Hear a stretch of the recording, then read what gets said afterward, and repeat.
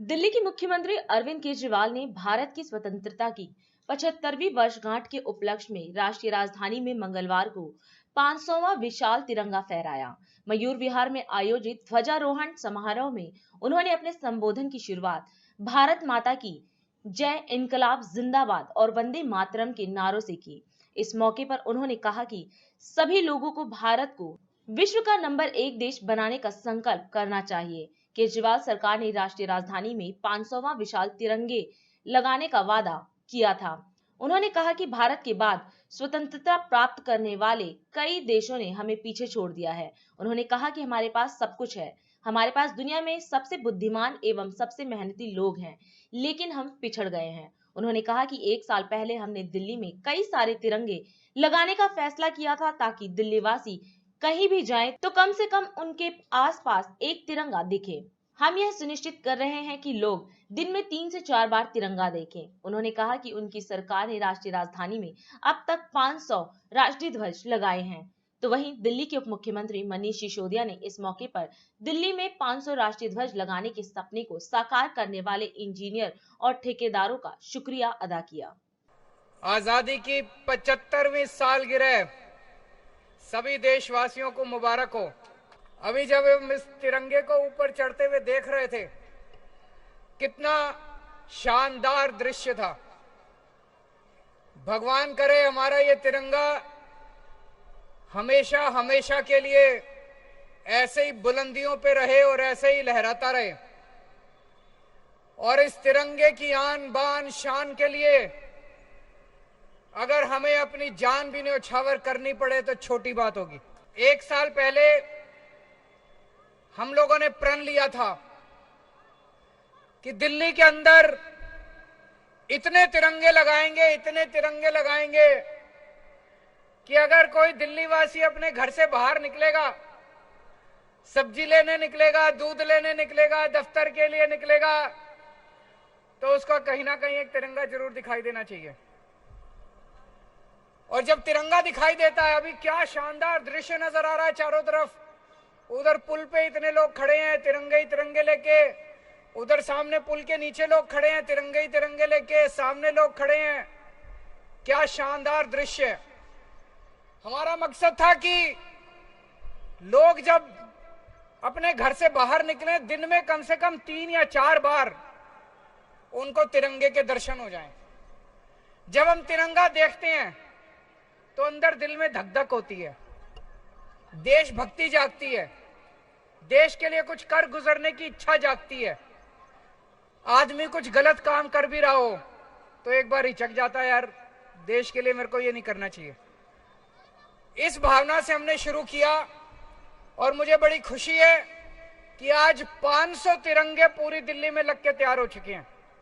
आज ये 500वां तिरंगा ऊपर गया है और पूरी दिल्ली के अंदर कोने कोने में अब जगह जगह तिरंगे लग चुके हैं। आज 75वीं वर्षगांठ के अवसर पे हमें एक प्रण और लेना है कि हम अपने देश को, भारत देश को दुनिया का नंबर 1 देश बना के रहेंगे। बनाना है कि नहीं बनाना है? हमें अपने भारत देश को दुनिया का नंबर 1 देश बनाना है। 75 साल में कई ऐसे देश हैं जो हमारे बाद आजाद हुए लेकिन हमसे आगे निकल गए। कई ऐसे देश हैं जो द्वितीय विश्व युद्ध में ध्वस्त हो गए, जापान, जर्मनी, खत्म हो गए थे देश, हमसे आगे निकल गए। क्यों भाई? हमारे में क्या कमी है? सब कुछ है। दुनिया के सबसे इंटेलिजेंट लोग भारत में रहते हैं, सबसे इंटेलिजेंट। सर्वे करा के देख लो, मैं बड़ी जिम्मेदारी के साथ कह रहा हूं, दुनिया के सबसे इंटेलिजेंट लोग भारत में रहते हैं, सबसे मेहनती लोग भारत में रहते हैं। फिर हम पीछे क्यों रह गए? इसीलिए इस 75वीं वर्षगांठ के अवसर पे हम सब लोगों को प्रण लेना है, जो भी करना पड़े हम अपने देश को आगे बढ़ाएंगे। कैसे बढ़ेगा देश आगे?